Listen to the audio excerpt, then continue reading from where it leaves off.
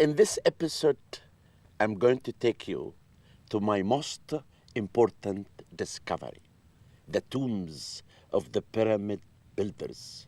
From every piece of sand, from every inscription, I was able to reconstruct the life of the people who built the pyramid, to tell you that they were not slaves, to tell you that the pyramid was a national project of the whole nation.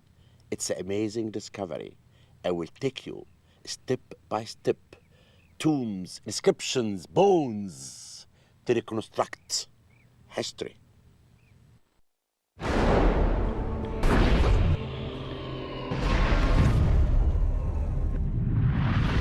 Homage to you, the greatest of gods. Receive me, for I belong to you, and your heart is glad. As for my corpse, it is rejuvenated.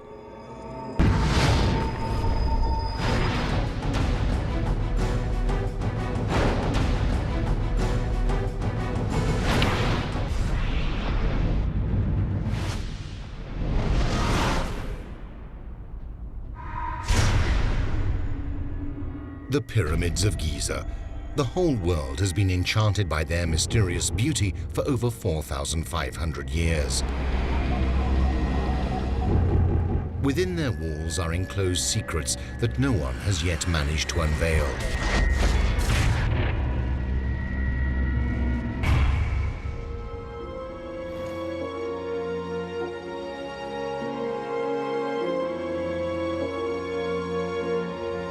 The Pyramid of Pharaoh Cheops is one of the most amazing buildings ever built by man, the only construction of the 7 wonders of the world which has survived to the present day.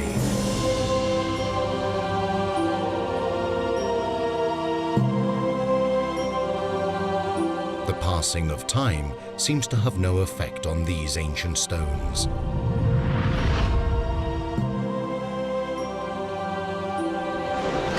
I always say that pyramids built Egypt, because building pyramids made the Egyptian to know about art and astronomy.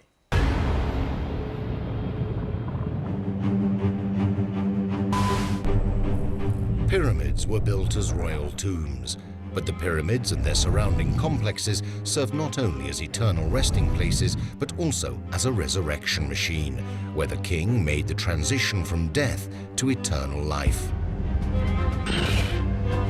The pyramids developed out of the royal and elite mortuary complexes of the first dynasties.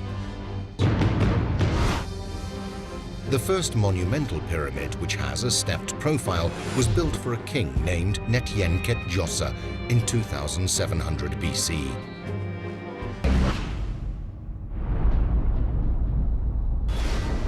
Only a few generations later, the true pyramid with its 4 sloping sides was created. Cased with a sheathing of fine white limestone, these pyramids, when newly built, would have shone in the sun. The shape of the pyramid echoed the primeval mound on which the creator god stood to bring the world into being. It was also an image of the sun's rays as they streamed down to earth. This form was a magical symbol of regeneration, linked to the daily rebirth of the sun.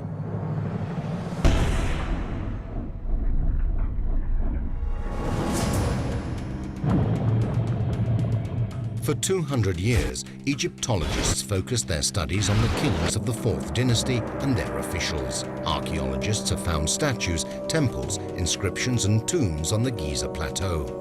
However, nobody has ever stopped to ask a question.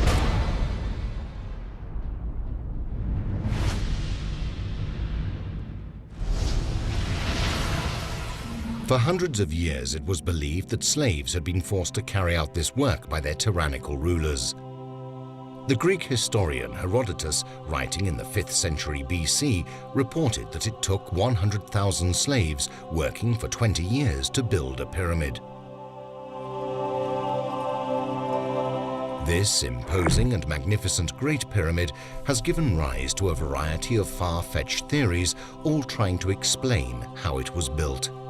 Some pseudo-scientific researchers have even hypothesized that it was built by a superior civilization predating the ancient Egyptians, which then became extinct and was known as the legendary civilization of Atlantis. The pyramid would have been built to communicate a message which as yet remains undeciphered. Some New Age followers believe that people from that period did not have sufficient knowledge to be able to erect pyramids, and that they were actually built by a much more technologically advanced alien race. A recent sensational discovery has destroyed any previous theories and tells us who the men who built the pyramids really were. What we found are evidence about the people. Actually, the people who built the pyramids. The truth is, the pyramids were built by native Egyptians who worked willingly in the service of their kings. Egyptologists have known this for a long time, but until recently, direct evidence for the pyramid builders was lacking in the archaeological record.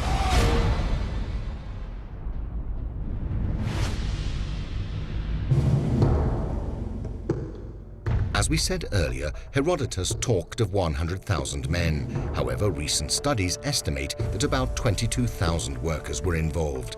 Pyramid building was arduous work. The ancient Egyptians were exceptional engineers.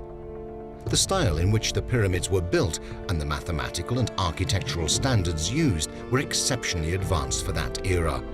We just need to take a look at some figures from Cheops's pyramid to see how exceptional these buildings really were. Measuring 146 meters in height, its sides are perfectly aligned to the 4 cardinal points, within 1 degree of arc. The sides measure 230 meters with a mean error of only a few millimeters. Additionally, according to some researchers, the Great Pyramid was placed at the exact center of all the land area of the world, 1/3 of the distance between the equator and the North Pole. We believe now that the Great Pyramid was built in 32 years.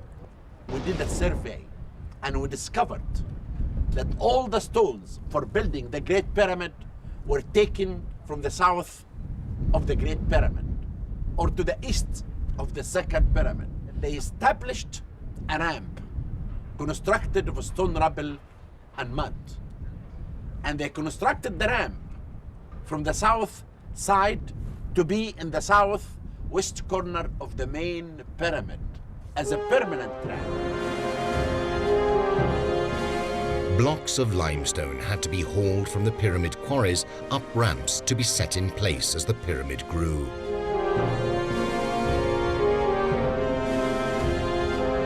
It took massive amounts of stone to build these pyramids. However, it is not possible to work out exact quantities. The number of blocks used in the Great Pyramid range from 1 to 2.5 million.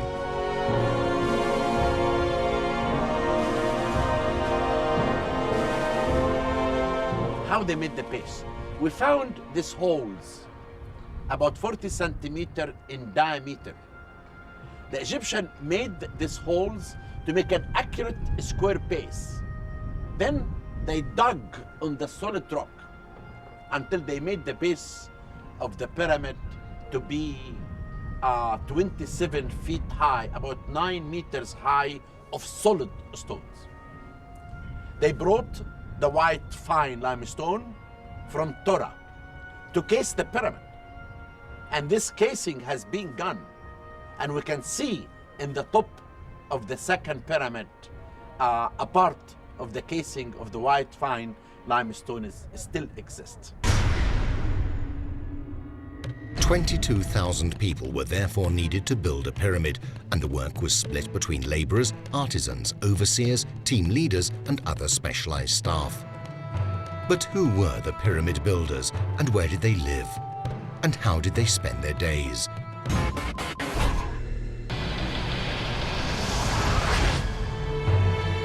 Zahir Hawass has focused part of his research work and efforts on finding the city of pyramid builders.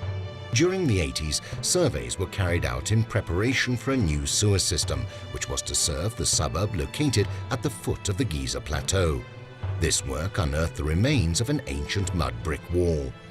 Between 1988 and 1989, hawass and archaeologist Mark Lehner kicked off an excavation project in an effort to find the lost city of builders, 400 meters south of the Sphinx and beyond the Wall of the Crow, within which the sacred area was contained. The town could not be to the north because there is a very big drop behind the pyramids to the north. It couldn't be to the west, it's too far from the valley, from the river.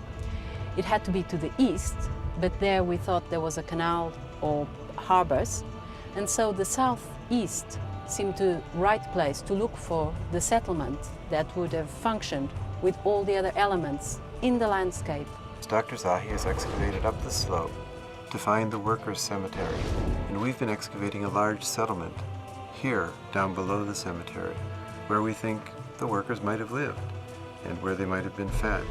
Food might have been prepared, and grain was stored to feed them. Do those ruins, discovered by accident, belong to the lost city of builders? The site is only excavated very recently because people weren't interested in settlement. People were interested in tombs, statues, gold bowls, and mummies, inscriptions. But we do a different kind of archaeology. We actually save and analyze every scrap of ancient animal bone. When they butchered and consumed goats, sheep, cattle, fish, birds, they left the bones about in their garbage. And so we're doing something more like anthropology. We collect this evidence and we want to understand their diet, how they lived, what the climate was like, how they produced the food, how they gathered all this energy in one place to build the pyramids. But we collect every piece of evidence, we do drawings, we do photographs, and we try to reconstruct their life. Because it's far more interesting for us than, say, another tomb with another series of texts. In fact, we almost are unhappy if we find nice things. This excavation is not about finding nice things. It's about finding information about how people lived and how they were organized. At the site, the archaeologists discovered different types of buildings. Probably the biggest feature of the site are these long galleries or corridors, and they occur in big blocks, 4 big blocks of these galleries over a length of almost 200 meters by about 100 meters. And they are attached to this giant stone wall called the Wall of the Crow at the northwest part of our site.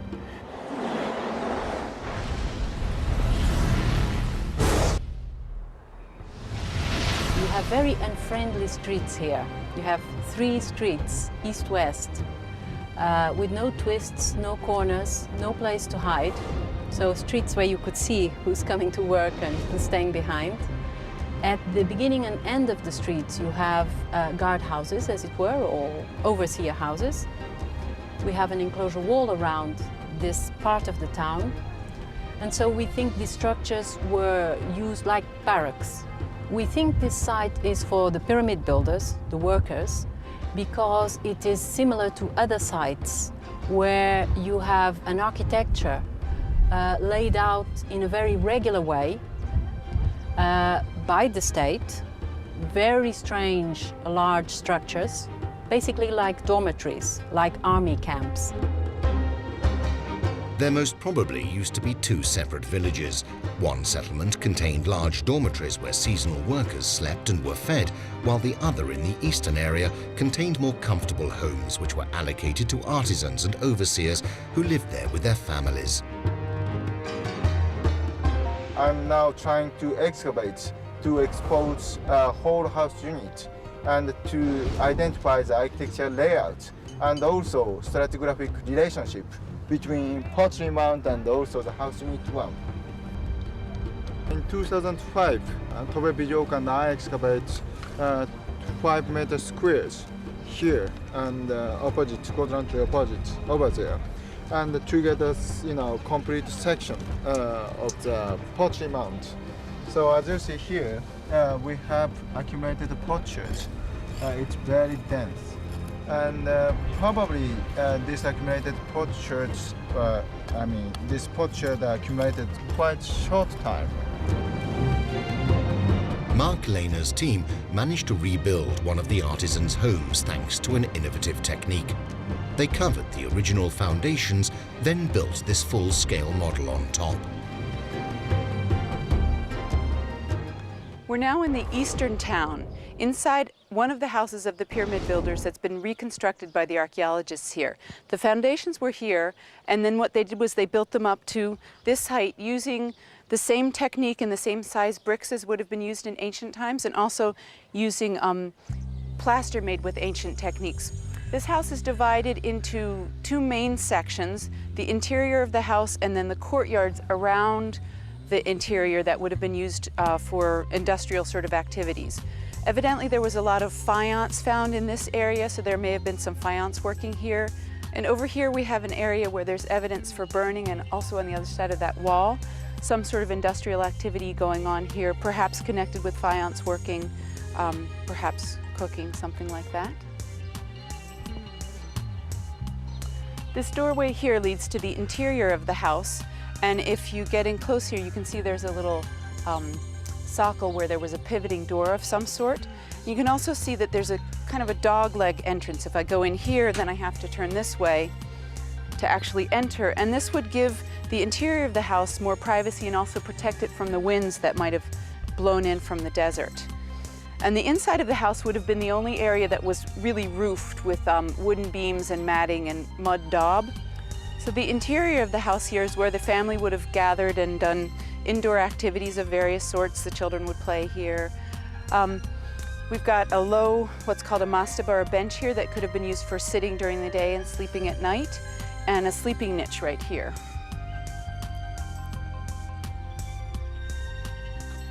So here in the eastern courtyards, we have things that have to do with the processing of grain. This is a reconstruction of part of a silo where grain could have been stored. And over here is an emplacement where grinding would probably have happened. Someone could have knelt and actually ground the grain to prepare it for baking. The reconstructed house gives us an excellent idea of what life must have been like for some of the pyramid builders that lived here and worked at Giza.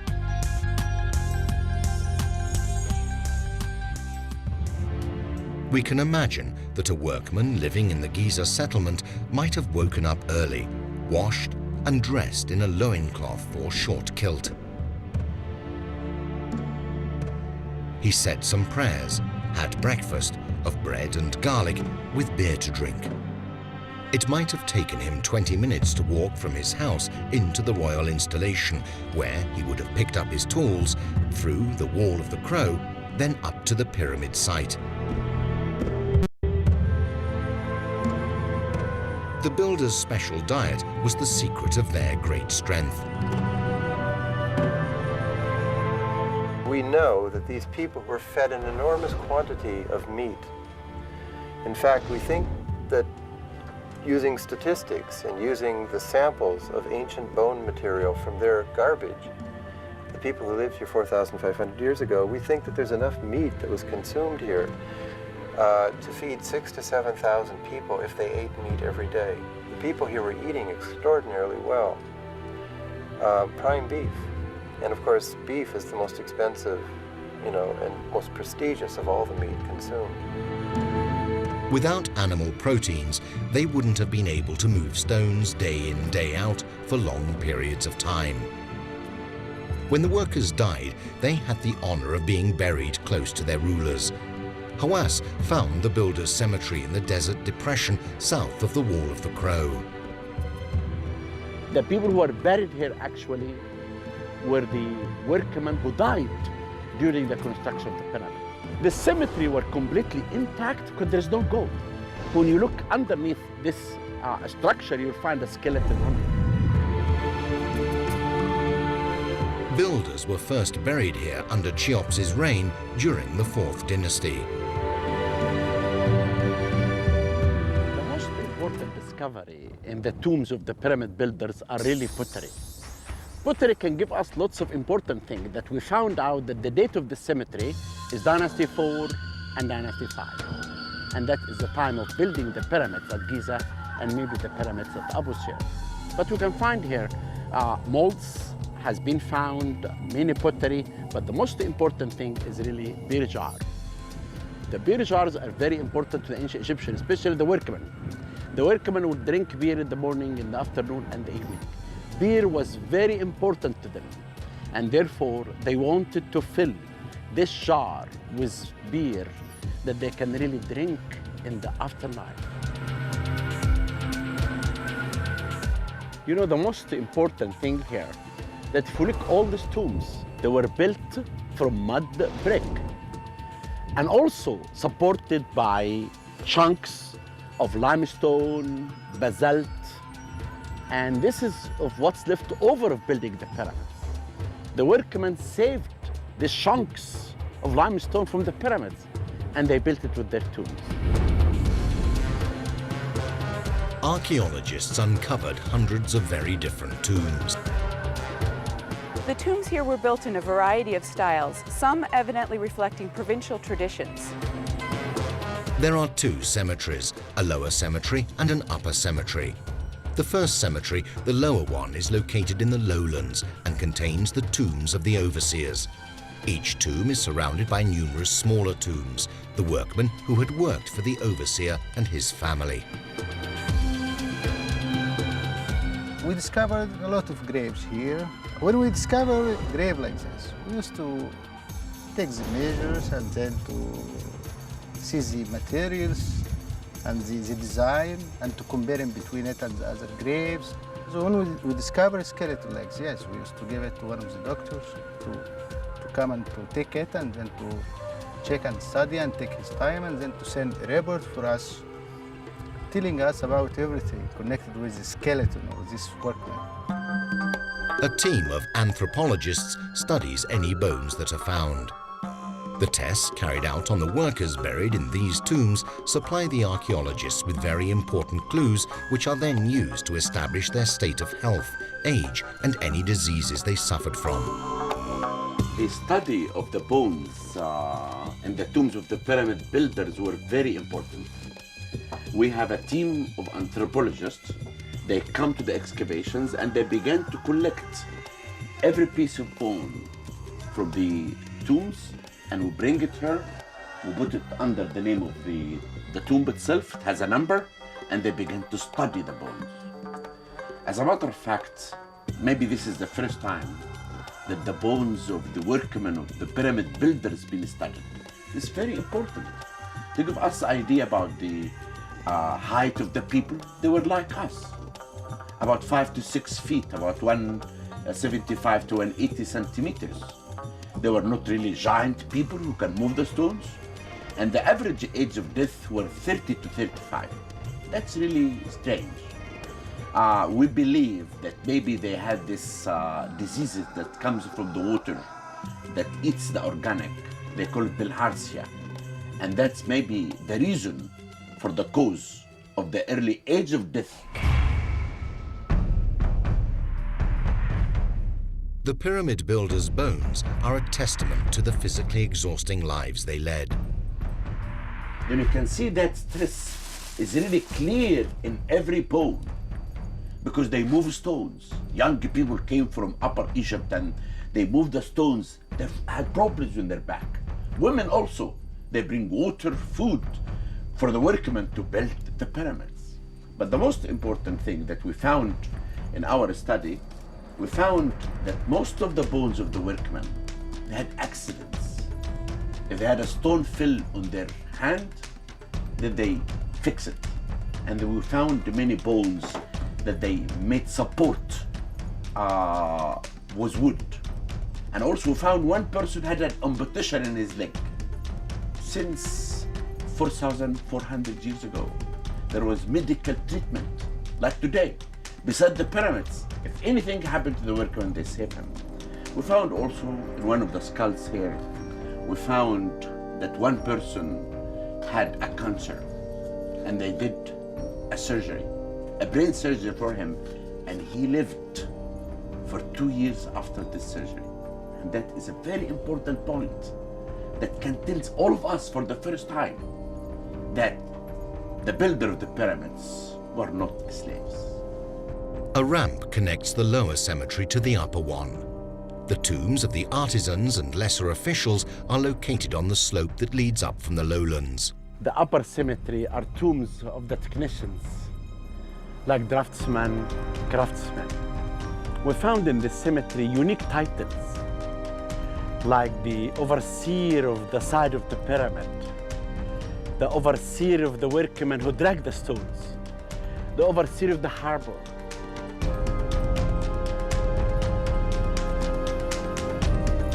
Another unique tomb that we found, this is a pyramid-shaped tomb, but built of mud brick.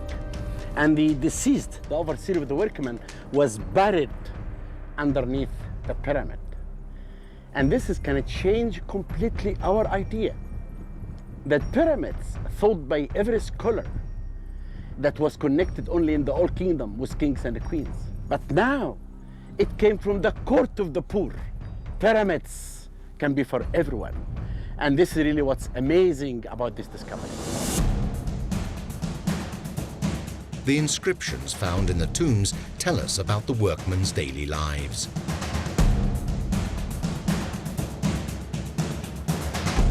This is again one of the most amazing tombs that this poor man was chief of the workmen. His name is Nefertiti. And actually I feel with some evidence that I will tell you that this man was in charge of the bakery that found to the east of the tombs of the pyramid builders. And really what's amazing about this tomb, we can see Nefertiti standing and look down here. They're making bread. They have the dough in the jar, and after that, this is making beer, and also you have his sons, and his ladies making baking bread, and his wife had a title that she was really a wet nurse. She was helping in the delivery of the children. And in this tomb, he married 2 wives. And the names of the 2 wives were found inside this tomb. And he had more than 11 children. That is really amazing because this can show the relationship between the cemetery and the workman installation. This is another unique tomb that really I like very much because I call it the curse tomb. This man was so afraid that anything could happen to his tomb. Then he left this curse inscription. Look what he's saying here. He's saying here, if anyone will touch my tomb, he will be eaten by crocodile, the hippo, and the lion will eat you. And this really was warning everyone not to enter his tomb. Because the most important thing about the ancient Egyptian, they wanted to save their tombs for eternity. Even a workman was like the king.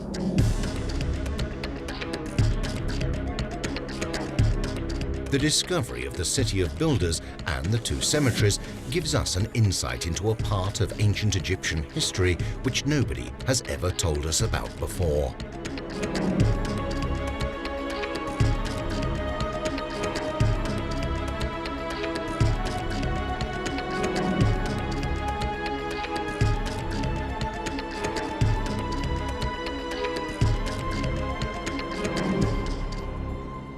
You have to know one thing, that the pyramid was a national project of the whole nation.